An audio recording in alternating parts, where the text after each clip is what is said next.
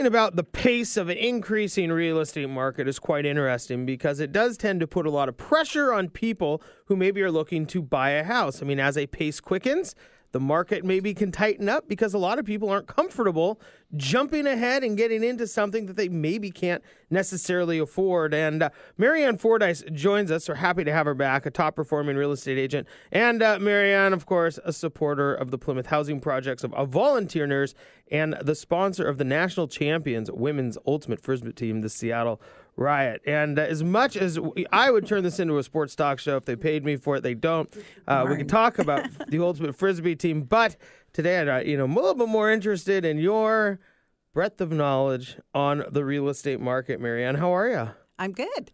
Good. Yeah, busy. Yeah, it's good to see you. Yeah, this is a busy time of the year, actually. It's so different than in years past, right?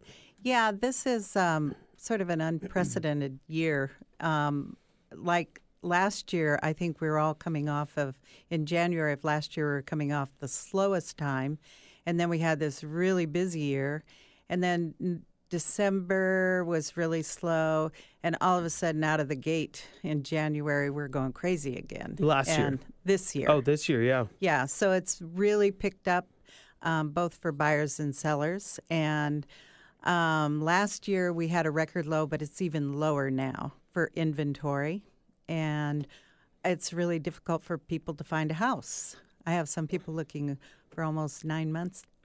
Just for a house? Just for a house, So as we talk about, prices continuing to escalate, a lot of this is just a lack of amount of houses that are on the market, which doesn't enable people, it's competition over one house or two houses. Exactly. There are a lot of stories out there right now. Like one of my favorite ones is a friend of mine was putting an offer in on a house in Ballard, and it was the 400 range, which is one of the toughest ranges. Mm-hmm. And there were 22 offers. Her offer was 100,000 over, all cash, and she did not get it.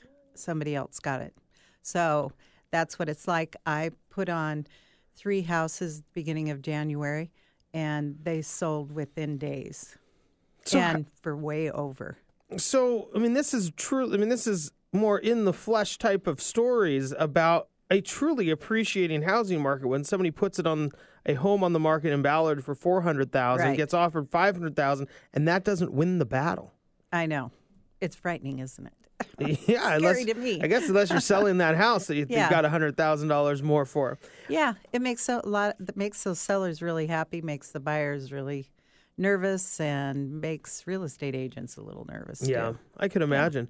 So tell me a little bit about, when this market starts running like this and the status of the market is such that it scares you, it certainly scares buyers jumping into these multiple offer situations that, 22 offers, that's beyond multiple offer. That's crazy. There's offers to the nth degree, I guess, at some point in time you can start calling it. How do these market conditions, how does somebody navigate them as a potential buyer or with a real estate agent? Or what type of preparation is needed? Well, I oftentimes when I'm meeting with a new buyer right now, they come to me without all the information because, the news is always, sorry, you guys, it's a little bit slower than what's reality in the real Marianne, estate. right now you are the news. Yeah. Okay. That's right. Yeah, we are cutting edge here.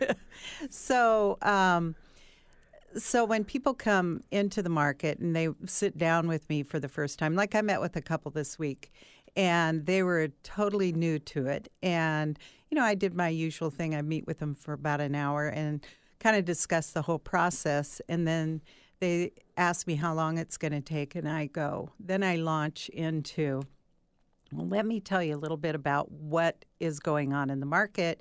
I talk to them about the low inventory. I talk to them about how we need to deal with that, and they have to learn about short sales. They have to learn about low inventory and multiple offers and all of that.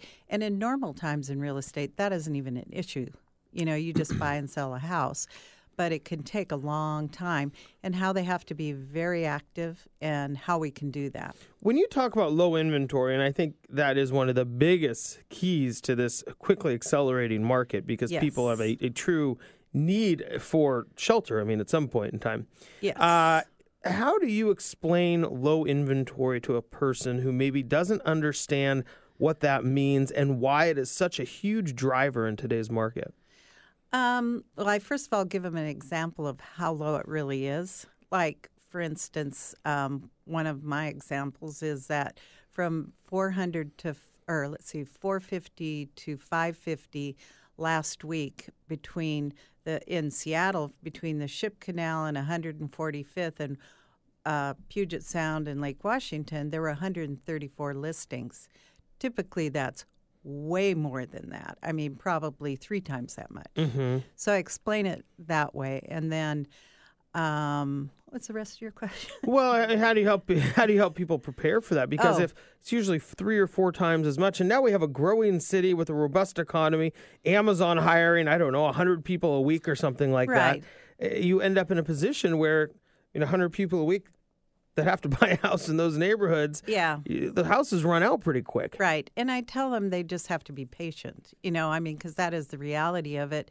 It'll come when it comes, and sometimes they have to go outside of their parameters, or maybe they adjust to a different price range, or maybe they decide not to buy. It's kind of a combination of all those things. You talk about being patient, which is, I suppose, one way of going at this. Yes. Do some people take the other approach and they think, I'm going to go after this extremely aggressively to get something done? Yes, like the 100,000 above. Mm-hmm. That's an example of somebody getting into a bidding war, and I don't know this person, of course, so it's not I can't judge that particular person, but the reality We don't is, judge here anyways. Yeah, It's just good. you're just we're a no judging zone True. here. But when you get into that, what I try to do with my clients is keep them really sane on it too, because I'll do a market analysis around a house and I'll say, this is what houses are selling for in this price range. And then sometimes you will get into, they want to go for it anyway, and it's their decision. It's not my decision. And so I tell them how they can get it and how they probably can win it. And then they can choose how aggressive they get in it. So in being aggressive or being patient, both of these strategies you had mentioned, somebody needs to be very active in the market to get something done. Right. When you talk about being active, I mean, a lot of homes fly off the market, but not every home does.